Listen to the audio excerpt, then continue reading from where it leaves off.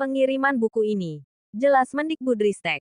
Peningkatan kompetensi literasi tidak dapat dilakukan hanya dengan mengirimkan buku ke sekolah tanpa pendampingan. Untuk itu, pada program kali ini Kemendikbudristek memfasilitasi sekolah dengan pelatihan dan pendampingan agar buku yang dikirimkan dapat dimanfaatkan secara tepat. Pendekatan ini, dikatakan Mendikbudristek sudah terbukti mampu meningkatkan kompetensi literasi peserta didik. Menurut penelitian yang dilakukan dengan responden siswa kelas 1 sampai dengan 3 SD, pelatihan yang menyertai pengiriman buku bacaan meningkatkan nilai literasi siswa sebanyak 8% pada kemampuan membaca dan 9% pada kemampuan mendengar. Lebih dari itu, salah satu fokus utama dalam meningkatkan literasi adalah pemilahan buku yang tepat. Buku bacaan yang kami kirimkan ke sekolah melalui program ini terdiri dari buku-buku yang berperan sebagai jendela, pintu geser, dan cermin bagi pembaca anak, ujar Mendikbudristek. Pada peran sebagai jendela, buku membantu pembaca melihat pengalaman baru yang berbeda dari kehidupannya melalui kejadian yang dialami oleh tokoh cerita.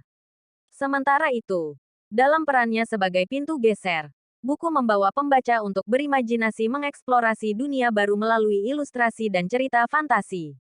Kemudian, buku berperan sebagai cermin, yaitu buku memberikan kesempatan untuk merefleksikan pengalaman hidupnya sendiri melalui cerita dalam buku, melihat konteks yang sudah dikenal anak di dalam buku.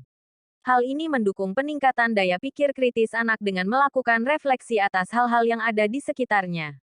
Terobosan Merdeka Belajar episode ke-23 diluncurkan untuk melengkapi 3 terobosan Merdeka Belajar yang telah hadir sebelumnya dan berfokus pada peningkatan literasi peserta didik.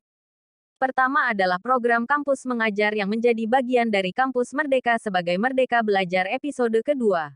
Mahasiswa yang menjadi peserta program Kampus Mengajar dikirim ke sekolah-sekolah di daerah untuk membantu peningkatan kemampuan literasi dan numerasi peserta didik. Sejak diluncurkan pada tahun 2020, saat ini sudah ada lebih dari 90.000 mahasiswa peserta program Kampus Mengajar yang membantu lebih dari 20.000 sekolah. Kedua, organisasi penggerak yang diluncurkan sebagai Merdeka Belajar episode keempat. Melalui program ini, 156 lembaga dan organisasi yang bergerak di bidang pendidikan telah mendampingi sekolah untuk mengembangkan penguatan literasi. Ketiga adalah kurikulum Merdeka sebagai Merdeka Belajar episode ke-15 yang memberikan keleluasaan yang jauh lebih besar bagi guru untuk memanfaatkan buku-buku bacaan sehingga pembelajaran menjadi lebih menyenangkan. Seperti terobosan Merdeka Belajar lainnya, program buku bacaan bermutu untuk literasi Indonesia adalah hasil kolaborasi berbagai unit utama di Kemendikbudristek, antara lain Badan Pengembangan dan Pembinaan Bahasa, Badan Standar, Kurikulum, dan Asesmen Pendidikan, BSKAP, Direktorat Jenderal PAUD, Pendidikan Dasar, dan Pendidikan Menengah Ditjen PAUD Dikdasmen, dan Direktorat Guru dan Tenaga Kependidikan, Ditjen GTK.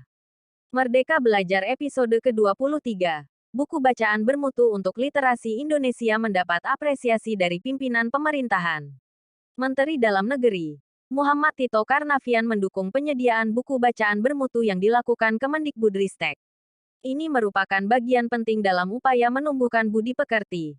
Saya mendukung program Merdeka Belajar episode ke-23, ujar Tito.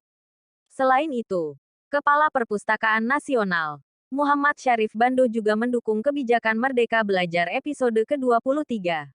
Program ini sangat mulia dan bagus karena akan melibatkan perpustakaan-perpustakaan di sekolah guna mempercepat terwujudnya kualitas sumber daya manusia, SDM, sesuai dalam RPJM, tutur Syarif. Jangan lupa subscribe, like, komentar, bagikan S dan J channel pendidikan Tagar Stevi Regar.